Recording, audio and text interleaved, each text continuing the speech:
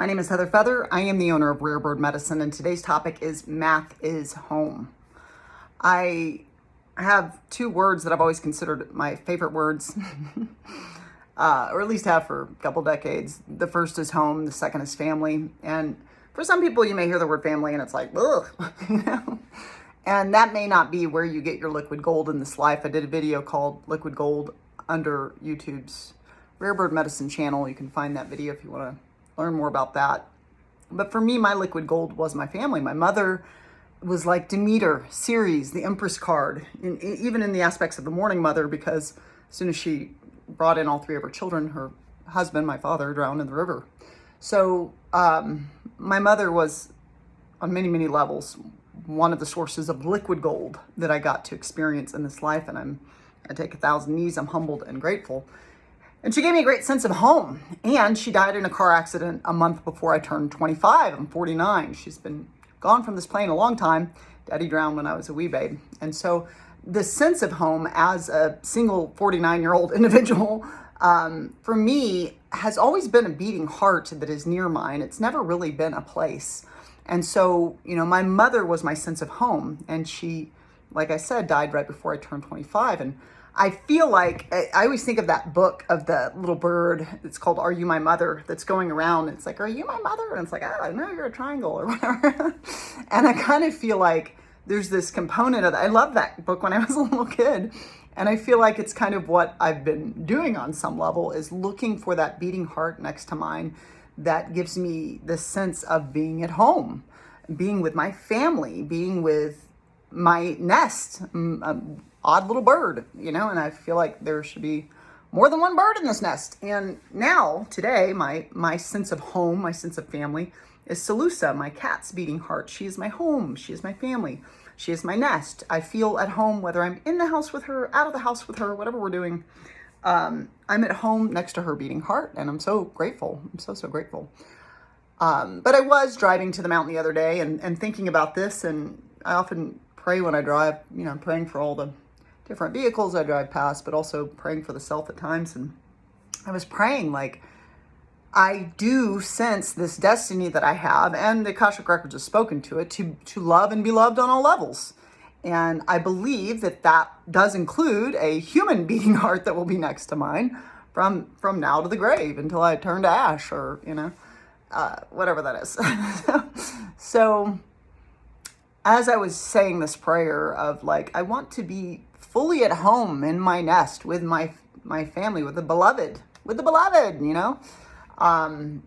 as I was praying this, a semi went past me, which is a lot of times funny. It's funny because I pray for them all the time, but it's one of the ways that Spirit communicates with me. It's how I wound up moving to Albuquerque, as a semi driving past me that said Albuquerque. A semi drove past me and it said Math is Home. It was a company called Math is Home. But Math is Home, if you break it up, is math is home. And the universe is quite mathematical, to coin a phrase from Adventure Time, if you will. It's quite mathematical. And so when we, as two-leggeds, get into a conversation around the construct and concept of spiritual, or the concept of a divine, what Heather Feather's always done is to look at the paradigm to consider, if we're talking about a creative intelligence greater than mine, greater than yours, greater than ours, then let me look for signs, symbols, and clues of that intelligence to see if there's anything that indicates something far smarter than you and than me that would imply that there is a creative intelligence back of the design. And when you look back of the design, you see sacred geometry. You see the Fibonacci sequence. You see mathematics. Math is home. There's this beautiful sacred geometry, this beautiful math that is here.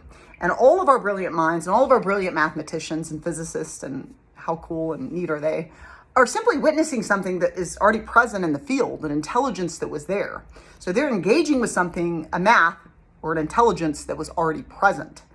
And so that, to me, is indicative of an intelligent design. And so for me, I did a video called Add It Up, where when I look at things, I want to see the math add up. If you say, for example, that you're pro-life and then you're pro-death penalty, that math doesn't add up. Your messaging your 1 plus 1 does not equal 2. I don't know what it equals, but something slipped through the cracks in the math on that of what you're saying. And it's not about your math needs to add up.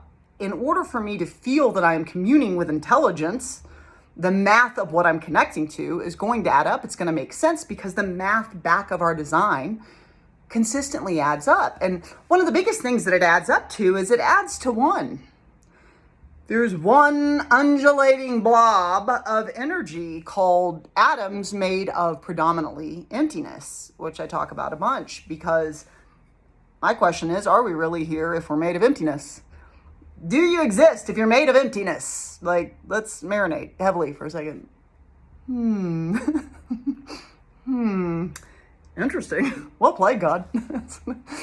So there's this piece, I once had when I was working at a New Thought church and all about, positive thinking and positive consciousness. And there was a minister that was leaving to open her own church. And she said a very profound thing to me that I've walked with since I worked there. And she said, Heather, more than anything, I want you to know that home is as close as your breath. Home is as close as the math that you're made of, And I am at home at all times. I'm at home in myself. I'm at home with this beloved community of sacred humans that I'm graced to get to know. I'm at home with my mom and my dad because even though they're not in their flesh sacks and they've dropped that emptiness for a different kind of emptiness, they're with me and I know it all the time. And I was considering this piece around what is it, that you crave, that you seek, that you desire. Is it possible that it's already present and you have not really recognized that it's there? I have this construct around home looks like another squawking bird in the nest. Where's that other mind that I'm getting to receive and, expand and grow with and be devoted to? And I often say the room is full. The room is full. I've had plenty of experiences in this world of ours in which I have witnessed that there are definitely spirits in the room, and there are many. There are many, many, many, many, many. I mean, so many things can fit inside of emptiness. So today I'm kind of asking you, is there any way that you are seeking something that's already present? An example is many two-leggeds feel poor. They feel impoverished. They feel, struggle is real, and yet they have a house filled with objects and items that they traded money for. And if you were to consider prosperity based on the number of items and you were to go and count them, you would find you're quite rich, and so we might think in many different ways that we are missing something that is present. Heather does not have a beloved. I do not have this sacred hand to hold and place to pour into and share my love in that romantic devoted sense. And I have tremendous love and I offer it every day. And I am constantly in a state of extending and shaking love into the web and therefore witnessing the love that is present. I am love. You are love. And so it's interesting that I find myself often desiring something that is already present in the field. It's mathematical, you guys. I am at home. So where are you trying to get? Oh, you're already there. And this life is driven to be a destination seeking place. Heather is a very driven individual. I'm always doing the most. Always doing the most. I have a lot of aim. I have a lot of drive. I have a lot of desire to produce and create. And but I found it's like we're always almost as if we're climbing this mountain. The way the shaman I predominantly trained with would say it is, Heather, it's as if you're trying to jump from the base of the mountain of life to the top of the mountain. And I recommend you take a few steps and then stop and look at where you've been and how far you've come and where you stand now and your new vantage point, and then take some more steps and do the same again. And it's yeah, that makes tons of sense. Let me slow down a little bit. Let me maybe slow down a little bit. Speedy Heather. But there's this quality, this awareness that's awakening in me of like, I've always been driven to move towards my destiny. And all the while, I've been walking my destiny. So is there any way today that you find yourself pushing yourself to get towards some given thing? And is it possible that there are ways that you already have and hold that which you seek? Is it possible that Heather Feather is already at home with her family? It's just that a lot of them are ghosts. You know, my household's full of ghosts. Welcome. I mean, you know, I have a divine family called All of Life, which is the thing that I feel dutiful towards. I feel dutiful to the all. And when it comes to math being my home, I want the math to add up. And part of that math is everything is made of atoms. It's a sea of atoms. Now, there will always be two-leggeds, because this is one odd bird that you're listening to right now that I deeply disagree with. I don't agree with that philosophy. You know, I was talking to somebody the other day, and they were talking about immigration, and everything they had to say, I couldn't disagree with more. I'm not right. I know the ego likes to be right and likes to be righteous. You know, it's my opinion that the native nations are the Americans, and if we want to get rid of the immigrants, then we would give all the land back to the native nations. You know, that's what are we talking about? Like, hello, let's check in on the math of how the history's been, and let's check in on the math of all of this that we're talking about. If you were a nomadic person that traveled across the Americas, you are more American and more native to these nations than me, who was born here. If you are peoples that have been walking these lands well before my peoples arrived, then this land is more yours than mine, in my opinion. That's the math on it, if we look at the timeline, you know. And so people of this skin tone are not from here. They traveled here. So they're immigrants, you know. So it's like, and I'm not here to, you know, get into this diatribe about this, but what I'm trying to point to is, are you looking at the math of your philosophy? To me, the root is love. So if the math you're trying to sell me is about separation, is about division, is about building walls, is about us and them, there's no master that's walked this earth that has been like, yeah, us and them, let's separate. Those people are the worst. You know, the creator, he sure made a mistake over there. You know what I mean? I've never heard a master that's walked the earth ever hold a math that is minus that which is not my label. Minus that. That's the bad guy.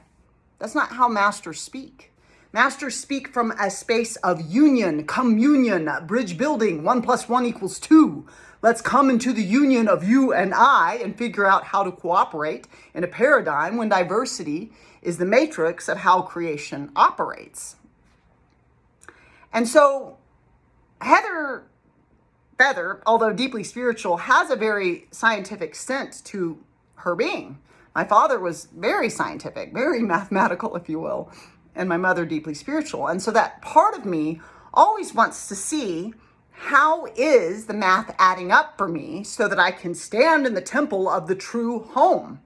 The true home I believe to be love. Let's just sit with that. Is fear, false evidence appearing real? Fear? Does fear and separation and loathing and judgment, is that the math I want to hold in the temple of my sacred geometry, of my physics, of my mathematics that always adds up? No. It's divisive, it's separatist, it's negating, it's not inclusive.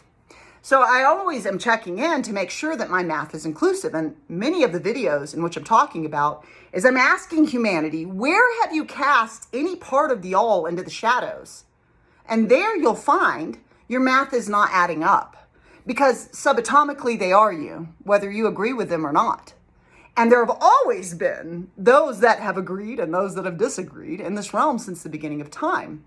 And so how at home are you in the math of your reality? You can always subscribe to Rare Bird Medicine on YouTube, like and comment there. I always love your thoughts. I'm Winnie.